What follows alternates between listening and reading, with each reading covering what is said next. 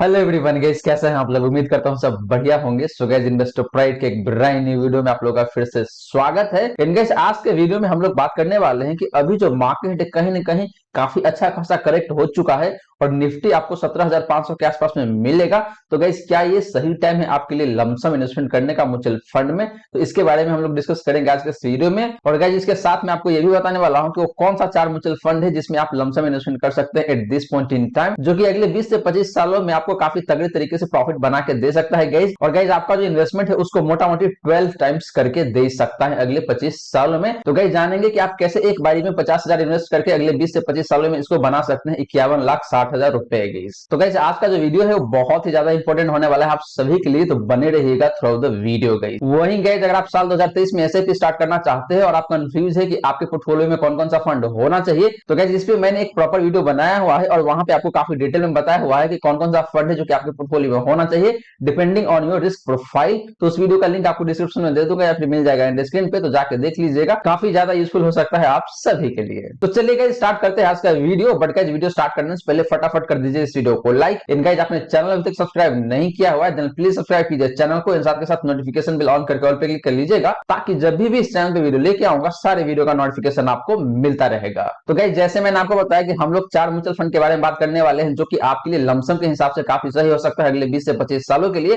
तो चलिए सबसे पहले बात कर लेते हैं guys large cap index fund के बारे में और देखते हैं कि यहाँ पे कौन सा फंड है जो कि आपके लिए काफी बेहतरीन हो सकता है। तो गाइस, बात करें पहला कैटेगरी का, तो वो निकल के आता है यहाँ पे large cap index fund guys. और यहाँ पे दो फंड मैंने चूज किया हुआ है। पहला है आपका एचडीएफसी इंडेक्स फंड एंड दूसरा है गाइस आपका यूटीआई निफ्टी 50 इंडेक्स फंड। इनका जिन दोनों फंड को मैं कंपेयर करने वाला हूँ इसके कैटेगरी एवरेज से। तो पहले बात करें गाइस परफॉर्मेंस का, तो परफॉर्मेंस के केस में देखें तो लास्ट 1 ईयर में एचडीएफसी इंडेक्स फंड का जो परफॉर्मेंस है जो काफी सही दिखने को मिल जाएगा। यहाँ पे ऑलमोस्ट 10% का रिटर्न दिया हुआ है। बात करें guys UTI Nifty 50 index fund का, तो इस फंड का जो रिटर्न है वो भी काफी सही है, हालांकि एचडीएफसी इंडेक्स फंड से कम है और वो निकल के आता है यहाँ पे 8.52% का। सिमिलरली गाइस, बात करें कैटेगरी एवरेज का, तो इसका जो परफॉर्मेंस निकल के आता है पिछले एक साल का वो निकल के आता है यहाँ पे 5.58% का। तो गाइस, पिछले एक साल में देखें तो एचडीएफसी इंडेक्स फंड का जो परफॉर्मेंस वो काफी बेहतर है, हालांकि यूटीआई निफ्टी 50 इंडेक्स फंड का भी रिटर्न काफी सही दिखने को मिल रहा है जो कि देखें तो अपने कैटेगरी एवरेज से काफी सही निकल के आता है गाइस यहाँ पे। बट गाइस, अगर आप मेरे से पूछते हैं कि लास्ट 1 ईयर के बेसिस पे कौन सा फंड है जो कि बेहतर दिखता है यहाँ पे, तो वो क्लियरली दिख रहा है HDFC index fund Sensex plan guys. बात करेगा लास्ट 3 ईयर का, तो लास्ट 3 ईयर के केस में देखें तो HDFC index fund Sensex plan का जो परफॉर्मेंस निकल के आता है वो निकल के आता है यहाँ 14.75% का। यूटीआई निफ्टी 50 इंडेक्स फंड की बात करेगा तो इसका जो परफॉर्मेंस निकल के आता है लास्ट 3 ईयर का वो निकल के आता है यहाँ पे 14.85% का। मार्जिनली बेटर परफॉर्म कर रहा है एचडीएफसी इंडेक्स फंड के कंपैरिजन में गाइस। बात करेगा इस कैटेगरी एवरेज का, तो इसका जो परफॉर्मेंस निकल के आता है पिछले 3 सालों का वो निकल के आता है यहाँ पे 14.43% का। तो गाइस, लास्ट 3 ईयर में देखें तो दोनों फंड के साथ साथ कैटेगरी एवरेज का भी परफॉर्मेंस मोटा मोटी सिमिलर लाइन पे ही है, बहुत ज्यादा का डिफरेंस यहाँ पे देखने को मिलेगा नहीं। तो मुझे जो लगता है कि लास्ट 3 ईयर में दोनों ही फंड बेहतर है एंड कैटेगरी एवरेज भी अच्छा परफॉर्म कर रहा है पिछले 3 सालों में। सिमिलरली गाइस, बात करें लास्ट 5 ईयर का, तो लास्ट 5 ईयर के केस में देखें तो एचडीएफसी इंडेक्स फंड का जो परफॉर्मेंस निकल के आता है वो निकल के आता है यहाँ पे 12.67% का। बात करेगा यूटीआई निफ्टी 50 इंडेक्स फंड का, तो इस फंड का जो परफॉर्मेंस निकल के आता है पिछले 5 सालों का वो निकल के आता है यहाँ पे आपका 11.8% का, मोटा मोटी 12% कह सकते हैं आप। लास्टली गाइस, बात करें कैटेगरी एवरेज का, तो इसका जो परफॉर्मेंस निकल के आता है पिछले 5 सालों का वो निकल के आता है यहाँ पे 10.9% का, ऑलमोस्ट 11% कह सकते हैं आप। तो गाइस, पिछले 5 सालों में देखें तो HDFC index fund Sensex plan better perform कर रहा है in comparison with UTI Nifty 50 index fund and category average guys. तो गाइस, ये रही बात आपका इन दोनों ही लार्ज कैप इंडेक्स फंड का परफॉर्मेंस का। और गाइस, यहाँ पे देखें तो अक्रॉस द टाइम फ्रेम आपका जो एचडीएफसी इंडेक्स फंड है ये ज्यादा बेहतर परफॉर्म कर रहा है, हालांकि पिछले 3 सालों में इस फंड ने मार्जिनली अंडर परफॉर्म किया था यूटीआई निफ्टी 50 इंडेक्स फंड को। वहीं गाइस, बात करें रिस्क रेशियोज का, तो सबसे पहले बात करते हैं स्टैंडर्ड डिवीजन का। तो स्टैंडर्ड डिवीजन के केस में देखें तो एचडीएफसी इंडेक्स फंड का जो स्टैंडर्ड डिवीजन है जो निकल के आता है यहाँ पे 22.75 का। बात करें guys UTI Nifty 50 index fund का, तो इस फंड का जो स्टैंडर्ड डिवीजन है जो निकल के आता है यहाँ पे 22.38 का। एंड बात करें गाइस कैटेगरी एवरेज का, तो कैटेगरी एवरेज का जो स्टैंडर्ड डिवीजन निकल के आता है जो निकल के आता है यहाँ पे 16.96 का। तो गाइस, कैटेगरी एवरेज के केस में देखें तो दोनों ही फंड का स्टैंडर्ड डिवीजन काफी हायर साइड में, इसका मतलब ये है कि दोनों फंड का जो रिटर्न वो ज्यादा वोलेटाइल रहता है in comparison with category average case. बात करें साफ रेशियो का, तो साफ रेशियो के केस में देखें तो एचडीएफसी इंडेक्स फंड का जो साफ रेशियो निकल के आता है, जो निकल के आता है यहाँ पे 0.41 का। यूटीआई निफ्टी 50 इंडेक्स फंड की बात करें तो इस फंड का जो साफ रेशियो है जो निकल के आता है यहाँ पे 0.44 का। एंड बात करें इस कैटेगरी एवरेज का, तो इसका जो साफ रेशियो निकल के आता है वो निकल के आता है यहाँ पे 0.3 का। तो गाइस साफ रेशियो के केस में देखें तो दोनों ही फंड का साफ रेशियो मोटा मोटी सिमिलर लाइन पे, ये बहुत ज्यादा डिफरेंस नहीं है, लेकिन गाइस दोनों फंड का जो साफ रेशियो है अपने कैटेगरी एवरेज के कंपैरिजन में ज्यादा बेहतर दिख रहा है यहाँ पे। लास्टली गाइस बात करें अल्फा का, तो अल्फा के केस में देखें तो HDFC index fund Sensex plan का जो अल्फा निकल के आता है, जो निकल के आता है यहाँ पे नेगेटिव 0.52% का।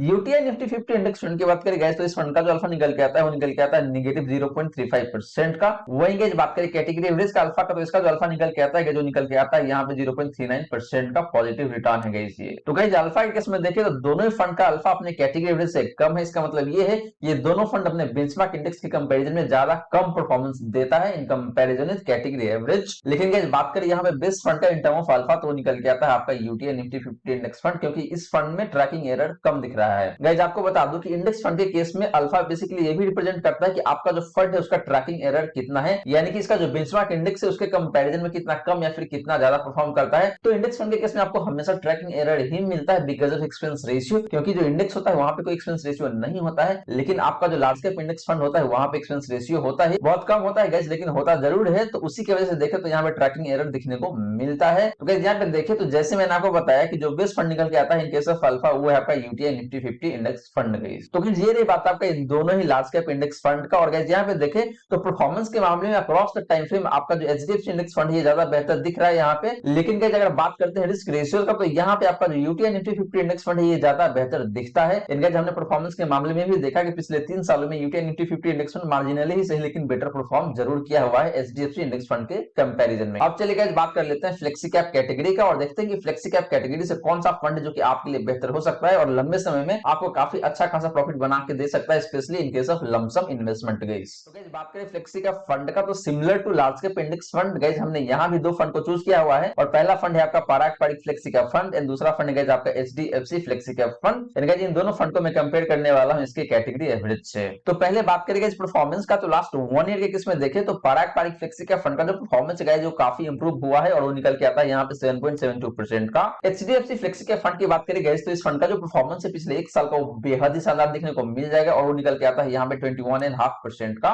एंड बात करें इस कैटेगरी एवरेज का, तो इसका जो परफॉर्मेंस निकल के आता है पिछले 1 साल का वो निकल के आता है यहाँ पे 7.16% का। तो गाइस लास्ट 1 ईयर में देखें तो एचडीएफसी फ्लेक्सी कैप फंड का तो कोई कंपैरिजन ही नहीं है, बहुत तगड़ा परफॉर्मेंस दिया हुआ है इस फंड ने 21.47% का। बात करेंगे लास्ट 3 ईयर का, तो लास्ट 3 ईयर के केस में देखें तो पाराग पारिक फ्लेक्सी कैप फंड का जो परफॉर्मेंस है जो काफी शानदार देखने को मिल जाएगा 21.83% का, ऑलमोस्ट 22% कह सकते हैं आप। बात करेंगे एचडीएफसी फ्लेक्सी कैप फंड का, तो इस फंड का जो परफॉर्मेंस है पिछले 3 सालों का ये भी काफी शानदार देखने को मिल जाएगा और निकल के आता है यहाँ पे ऑलमोस्ट 21% का। एंड बात करेंगे इस कैटेगरी एवरेज का, तो इसका जो परफॉर्मेंस निकल के आता है पिछले 3 सालों का वो निकल के आता है यहाँ पे 15.16% का। तो गाइस पिछले 3 सालों में देखें तो दोनों ही फंड का जो परफॉर्मेंस है बेहद ही शानदार है, कहीं कोई कंपैरिजन ही नहीं है कैटेगरी एवरेज से। कहने का मतलब ये है गाइस कि दोनों फंड ने पिछले 3 साल में अपने कैटेगरी एवरेज को काफी अच्छे खासे मार्जिन से आउट परफॉर्म किया हुआ है। सिमिलरली गाइस बात करें लास्ट 5 ईयर का, तो लास्ट 5 ईयर के केस में देखें तो पाराग पारिक फ्लेक्सी का फंड का जो परफॉर्मेंस निकल के आता है जो निकल के आता है यहाँ पे आपका 16.71% का।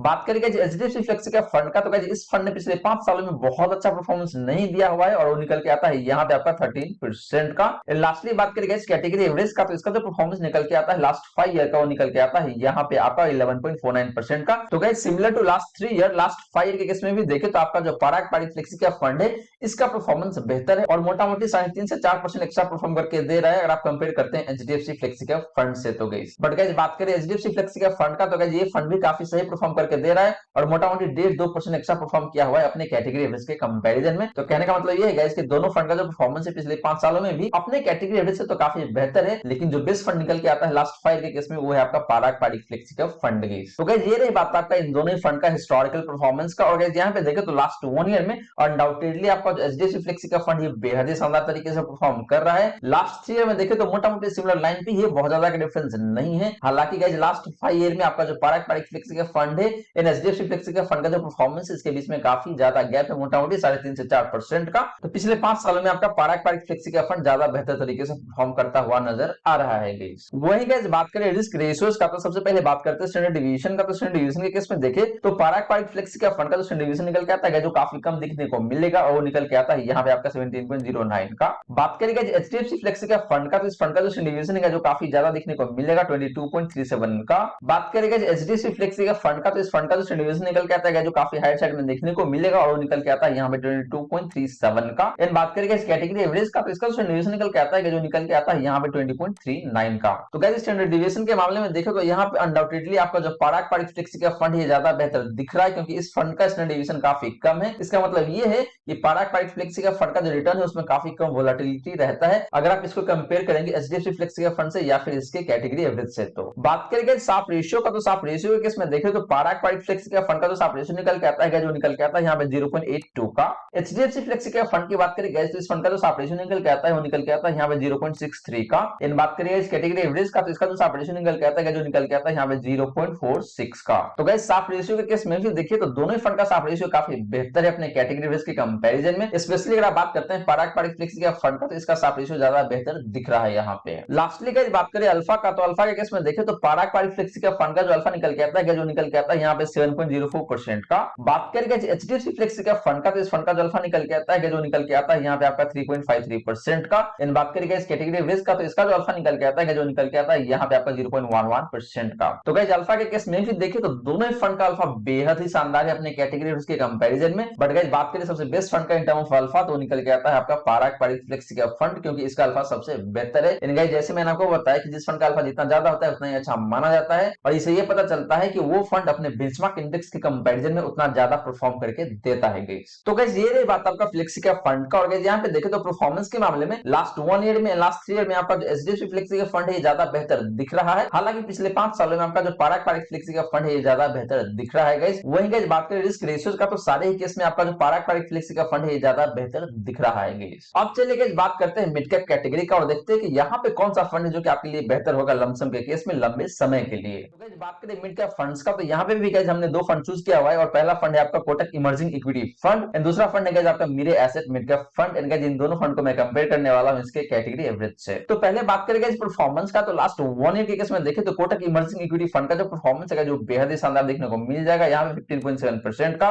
बात करेंगे Mirae Asset mid cap fund का, तो इस फंड का भी परफॉर्मेंस एक साल में काफी सही देखने को मिल जाएगा 11.35% का। वहीं गाइस बात करें कैटेगरी एवरेज का, तो इसका जो परफॉर्मेंस निकल के आता है पिछले एक साल का निकल के आता है आपका 14.24% का। तो गाइस लास्ट 1 ईयर में देखें तो आपका जो Mirae Asset mid cap fund है इसने क्लियरली अंडर परफॉर्म किया हुआ है अपने कैटेगरी एवरेज को। वहीं अगर आप बात करते हैं कोटक इमर्जिंग इक्विटी फंड का, तो ये फंड ज्यादा बेहतर परफॉर्म किया हुआ है अपने कैटेगरी एवरेज के कंपैरिजन में भी and Mirae Asset mid cap fund के कंपैरिजन में भी गाइस। बात करेंगे लास्ट 3 ईयर का, तो लास्ट 3 ईयर के केस में देखें तो कोटक इमर्जिंग इक्विटी फंड का जो परफॉर्मेंस निकल के आता है जो निकल के आता है यहाँ पे आपका 22.14% का। बात करेंगे Mirae Asset mid cap fund का, तो इस फंड का जो परफॉर्मेंस निकल के आता है पिछले 3 सालों का वो काफी सही देखने को मिल जाएगा 22.68% का। एंड बात करेंगे इस कैटेगरी एवरेज का, तो इसका जो परफॉर्मेंस निकल के आता है पिछले 3 सालों का निकल के आता है यहाँ पे आपका 20.46% का। तो guys unlike to last 1 year last 3 year के केस में देखें तो दोनों ही फंड का जो परफॉर्मेंस है वो काफी बेहतर है अपने कैटेगरी एवरेज के कंपैरिजन में। इन अपने कैटेगरी एवरेज को मोटा-मोटी देखें तो 2 से 2.5% से आउट परफॉर्म करता हुआ नजर आ रहा है गाइस। बट गाइस बात करें best fund in term of last 3 year performance, तो वो निकल के आता है आपका Mirae Asset mid cap fund, क्योंकि इसका परफॉर्मेंस ज्यादा बेहतर है, मार्जिनली ही सही लेकिन बेहतर जरूर है गाइस। लेकिन Kotak emerging equity fund and Mirae Asset mid cap fund के परफॉर्मेंस में बहुत ज्यादा का डिफरेंस नहीं है गाइस पिछले 3 सालों में। सिमिलरली गाइस बात करें लास्ट 5 ईयर का, तो लास्ट 5 ईयर केस में देखें तो कोटक इमर्जिंग इक्विटी फंड का जो परफॉर्मेंस है जो निकल के आता है यहाँ पे आपका 15.22% का।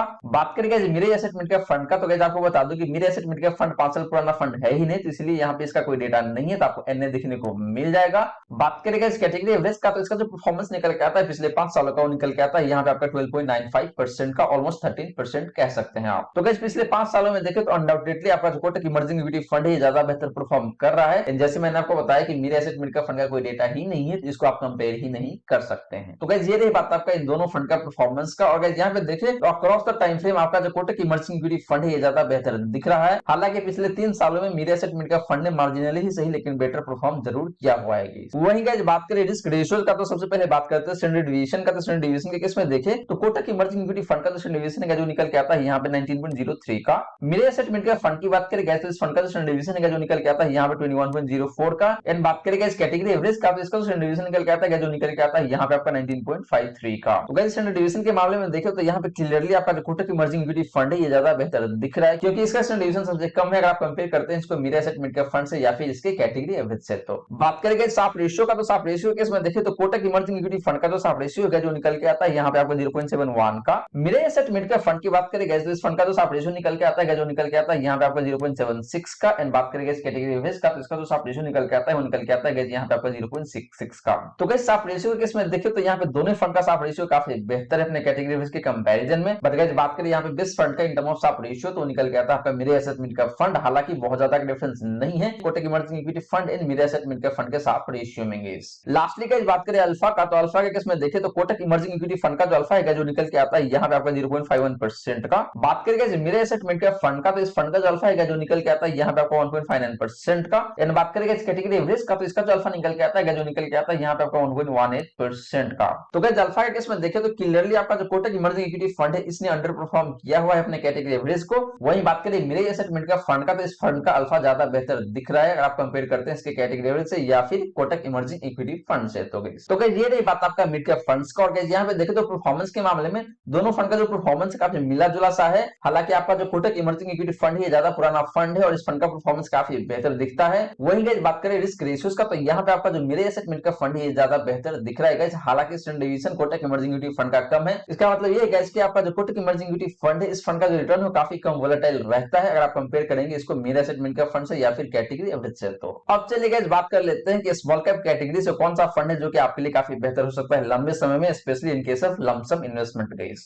बात करेंगे जो स्मॉल कैप फंड्स का, तो पहला फंड जो मैंने चूज किया है जो फंड मैंने काफी कम कवर किया है अपने चैनल पे और उस फंड का नाम है आपका Tata small cap fund. And दूसरा फंड है आपका Nippon India small cap fund. And guys similar to other category यहाँ पे भी हम लोग कंपेयर करने वाले हैं इन दोनों फंड को इसके कैटेगरी एवरेज से। तो गाइस सबसे पहले बात कर लेते हैं परफॉर्मेंस का। तो लास्ट 1 ईयर के केस में देखिए तो टाटा स्मॉल कैप फंड का जो परफॉर्मेंस है जो काफी शानदार देखने को मिल जाएगा यहाँ पे 22.59% का।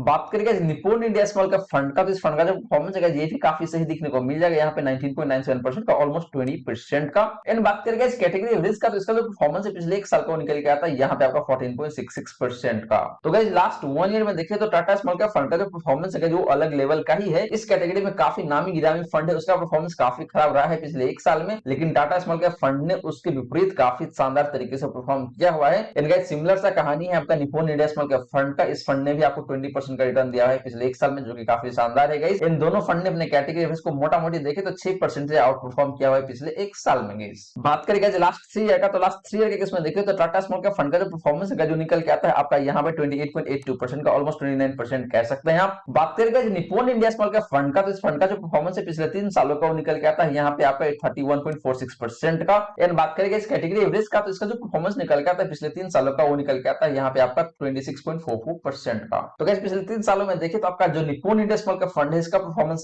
बेहतर है in comparison with Tata small cap fund and category average. हालांकि गाइस आपका जो टाटा स्मॉल कैप फंड है इसका परफॉर्मेंस खराब नहीं है, ये भी काफी सही रिटर्न माना जाएगा 29% का। सिमिलरली गाइस बात करें लास्ट 5 ईयर का, तो यहाँ पे टाटा स्मॉल कैप फंड की बात करें गाइस तो ये फंड 5 साल पुराना है ही नहीं, तो इसीलिए यहाँ पे आपको कोई डेटा नहीं मिलेगा, एनए दिखने को मिल जाएगा गाइस यहाँ पे आपको। बात करें गाइस निपुण इंडिया स्मॉल कैप फंड का, तो इस फंड का जो परफॉर्मेंस है पिछले 5 सालों का गाइस वो निकल के आता है यहाँ पे आपका 15.97% का, ऑलमोस्ट 16% का। एंड बात करें गाइस कैटेगरी एवरेज का, तो इसका जो परफॉर्मेंस निकल के आता है पिछले 5 सालों का वो निकल के आता है यहाँ पे आपका 13.21% का। तो गाइस पिछले 5 सालों में देखें तो निपुण इंडिया स्मॉल कैप फंड काफी बेहतर दिख रहा है क्योंकि इसका परफॉर्मेंस काफी बेहतर है अपने कैटेगरी एवरेज के कंपैरिजन में। And guys Tata small cap fund को तो कंपेयर ही नहीं कर सकते क्योंकि इसका कोई डेटा ही नहीं है, क्योंकि ये फंड 5 साल पुराना है ही नहीं गाइस। तो गाइस ये रही बात आपका इन दोनों फंड का परफॉर्मेंस का। एंड गाइस पिछले एक साल में देखें तो आपका जो टाटा स्मॉल कैप फंड है इसका परफॉर्मेंस काफी शानदार है, काफी लाजवाब परफॉर्मेंस है। लेकिन गाइस निपुण इंडिया स्मॉल कैप फंड का परफॉर्मेंस खराब नहीं है, 20% का रिटर्न बहुत ही अच्छा माना जाता है गाइस। एंड गाइस हमने देखा कि पिछले 3 सालों में पिछले 5 सालों में आपका जो निपुण इंडिया स्मॉल कैप फंड है इसका परफॉर्मेंस ज्यादा बेहतर दिख रहा है। हालांकि लास्ट 1 ईयर में टाटा स्मॉल कैप फंड का परफॉर्मेंस काफी सही है, ऑलमोस्ट 29% का गाइस। सिमिलरली गाइस बात करें रिस्क रेशियोज का, तो सबसे पहले बात करते हैं स्टैंडर्ड डिवीजन का। तो टाटा स्मॉल कैप फंड का जो स्टैंडर्ड डिवीजन है जो निकल के आता है यहाँ पे आपका 18.95% का, ऑलमोस्ट 19 कह सकते हैं आप। बात करेगा निपुण इंडिया स्मॉल कैप फंड का, तो इस फंड का जो स्टैंडर्ड डिवीजन है जो थोड़ा सा हाइट साइड में देखने को मिल जाएगा और वो निकल के आता है यहाँ पे आपका 21.43 का। एंड बात करेगा इस कैटेगरी एवरेज का, तो इसका जो स्टैंडर्ड डिवीजन निकल के आता है जो निकल के आता है यहाँ पे आपका 19.62 का। तो गाइस स्टैंडर्ड डिवीजन के केस में देखो तो टाटा स्मॉल कैप फंड का स्टैंडर्ड डिवीजन काफी सही है। इसका मतलब ये है कि टाटा स्मॉल कैप फंड का जो रिटर्न है कम वोलेटाइल रहता है इफ यू कंपेयर विद निपुण India small cap fund and category average guys. बात करें साफ रेशियो का, तो साफ रेशियो केस में देखें तो टाटा स्मॉल कैप फंड का जो साफ रेशियो है जो निकल के आता है यहाँ पे आपका 1.04 का। निपुण इंडिया स्मॉल कैप फंड की बात करें तो इस फंड का जो साफ रेशियो निकल के आता है निकल के आता है यहाँ पे आपका 1.05 का। इन बात करेंगे इस कैटेगरी एवरेज का, तो इसका जो साफ रेशियो निकल के आता है निकल के आता है आपका यहाँ पे 7.86 का। तो गाइस साफ रेशियो के केस में देखें तो दोनों फंड का साफ रेशियो नेक टू नेक है, बिल्कुल भी डिफरेंस नहीं है। तो दोनों फंड काफी सही परफॉर्म कर रहा है इन टर्म ऑफ साफ रेशियो गाइस। लास्टली गाइस बात करें अल्फा का, तो अल्फा के केस में देखें तो टाटा स्मॉल कैप फंड का जो अल्फा निकल के आता है, जो निकल के आता है यहाँ पे आपका 7.09% का। बात करें guys Nippon India small cap fund का, तो इस फंड का जो अल्फा निकल के आता है, जो निकल के आता है यहाँ पे आपका 7.43% का। एंड बात करें इस कैटेगरी एवरेज का, तो इसका जो अल्फा निकल के आता है, जो निकल के आता है यहाँ पे आपका 5.39% का। तो गाइस अल्फा के केस में देखें तो दोनों फंड का अल्फा काफी बेहतर है अगर आप कंपेयर करते हैं इसको कैटेगरी एवरेज से। तो बट गाइस बात करें सबसे बेस्ट फंड का इन टर्म ऑफ अल्फा, तो निकल के आता है आपका Nippon India small cap fund, क्योंकि इसका अल्फा ज्यादा बेहतर है 7.5% का। तो गाइस ये रही बात आपका स्मॉल कैप फंड्स का। और गाइस यहाँ पे देखें तो परफॉर्मेंस के मामला में लास्ट 1 ईयर में आपका जो टाटा स्मॉल कैप फंड है इसने बहुत शानदार तरीके से परफॉर्म किया हुआ है। हालांकि पिछले 3 सालों में, पिछले 5 सालों में आपका जो Nippon India small cap fund है इसका परफॉर्मेंस ज्यादा बेहतर दिखता है गाइस। बट गाइस पिछले 3 सालों में देखिए तो आपका जो टाटा स्मॉल कैप फंड है इसका भी परफॉर्मेंस काफी बेहतर है, मोटा मोटी 29% का। वही गाइस हमने बात किया रिस्क रेशियोज का, तो गाइस यहाँ पे देखो तो मुझे टाटा स्मॉल कैप फंड ज्यादा बेहतर दिखता है, क्योंकि इस फंड का साफ रेशियो देखे तो मोटा मोटी सिमिलर लाइन पे ही है। बट गाइस बात करें इस फंड का स्टैंडर्ड डिवीजन का, तो स्टैंडर्ड डिवीजन काफी कम है अगर आप कंपेयर करेंगे इसको Nippon India small cap fund से या फिर कैटेगरी एवरेज से। तो इसीलिए मुझे यहाँ पे टाटा स्मॉल कैप फंड ज्यादा बेहतर दिखता है in term of risk ratios case. अब चलिए गाइस बात करते हैं कि आपका जो फाइनल पोर्टफोलियो है वो कैसा दिखना चाहिए और आपके पोर्टफोलियो में कौन कौन सा फंड इंक्लूड होना चाहिए। तो गाइस बात करें यहाँ पे बेस्ट 4 फंड का फॉर लमसम इन्वेस्टमेंट इन 2023, तो पहला फंड जो आएगा गाइस वो आएगा आपका लार्ज कैप इंडेक्स कैटेगरी से और फंड होगा आपका UTI Nifty 50 index fund. Second fund है गाइस आपका फ्लेक्सी कैप कैटेगरी से और फंड है आपका यहाँ पे पराग पारिक फ्लेक्सी कैप फंड। तीसरा फंड है गाइस आपका मिड कैप कैटेगरी से और फंड है आपका Kotak emerging equity fund. And fourth fund है गाइस आपका स्मॉल कैप कैटेगरी से और वो फंड निकल के आता है गाइस आपका यहाँ पे टाटा स्मॉल कैप फंड। और guys Tata small cap fund को चूज करने के पीछे रीजन ये है कि ये फंड देखे तो बहुत पुराना नहीं है, मोटा मोटी 3.5 साल के आसपास में हुआ है। और इस फंड का जो फंड साइज यानी कि एसेट अंडर मैनेजमेंट है जो बहुत ज्यादा नहीं है। इन गाइस हमने देखा कि इस फंड का जो रिस्क रेशियोज था वो बेहतर था इन कंपैरिजन में Nippon India small cap fund guys. तो गाइस ये 4 फंड है जो कि बेहतर रहेगा लमसम इन्वेस्टमेंट के लिए इन फॉलोइंग मार्केट साल 2023 में। इन गाइस आप लोग जाके इन चारों फंड में बिल्कुल इन्वेस्ट कर सकते हैं, बट गाइस ध्यान रहे इन्वेस्ट करने से पहले आपको खुद भी अपना रिसर्च कर लेना चाहिए। तो गाइस ये रही सारी बातें जो हमने किया आज के इस वीडियो में। और गाइस यहाँ पे मैंने आपको बताया है 4 फंड जिसमें आपको जाके लमसम इन्वेस्टमेंट करना है। और गाइस पहला फंड है आपका यूटीआई निफ्टी 50 इंडेक्स फंड, दूसरा फंड है गाइस आपका पराग पारिक फ्लेक्सी कैप फंड, तीसरा फंड है गाइस आपका मिड कैप कैटेगरी से और उस फंड का नाम है आपका Kotak emerging equity fund. And last fund है गाइस आपका स्मॉल कैप कैटेगरी से और उस फंड का नाम है आपका टाटा स्मॉल कैप फंड। तो गाइस ये 4 फंड है, इस चारों फंड में जाके आपको इन्वेस्ट करना है। और गाइस यहाँ पे आपको स्टार्टिंग में टोटल 50,000 इन्वेस्ट करना है और गाइस हर एक 5 साल में आपको 1 लाख ऐड करना है अपने इन्वेस्टमेंट में। तो आपका टोटल इन्वेस्टमेंट जो हो जाएगा गाइस वो हो जाएगा आपका 4,50,000 का। और गाइस ये 4,50,000 अगले 20 से 25 सालों में आपको कितना बन के आ सकता है, 51,60,000 रुपए। जी हाँ दोस्तों, आपका जो इन्वेस्टमेंट है 4.5 लाख का, ये मोटा मोटी 12 गुना हो जाएगा अगले 20 से 25 सालों में। तो आपके पास टोटल 51,60,000 रुपए बन के आ सकता है अगले 25 सालों में गाइस। तो गाइस आशा करता हूँ जितने भी बातें मैंने बताने की कोशिश किया है सारी बातें आपको समझ में आ गया होगा। मन में अगर कोई डाउट है, कोई क्वेश्चन है तो फटाफट कमेंट सेक्शन में पूछ लीजिए, आपके क्वेश्चन का रिप्लाई मैं कर दूंगा। वहीं गाइस अगर आप चाहते हैं कि आपका म्यूचुअल फंड पोर्टफोलियो में रिव्यू करूं तो आप अपना mutual fund portfolio comment section में मेंशन कर सकते हैं। इन गाइस वीडियो अच्छी लगी हो तो वीडियो को लाइक जरूर करिए, इन वीडियो को शेयर कर दें अपने फ्रेंड फैमिली सर्कल में, ताकि बाकी लोगों को भी इस वीडियो का फायदा हो सके। इन आपने चैनल को अभी तक सब्सक्राइब नहीं किया हुआ है देन प्लीज सब्सक्राइब कीजिए चैनल को। इन साथ के साथ नोटिफिकेशन बिल ऑन करके ऑल पे क्लिक कर लीजिएगा, ताकि जब भी इस चैनल पे वीडियो लेके आऊंगा सारे वीडियो का नोटिफिकेशन आपको मिलता रहेगा। So guys thank you so much for watching this video. मिलते हैं अगले वीडियो में। जय हिंद, जय भारत।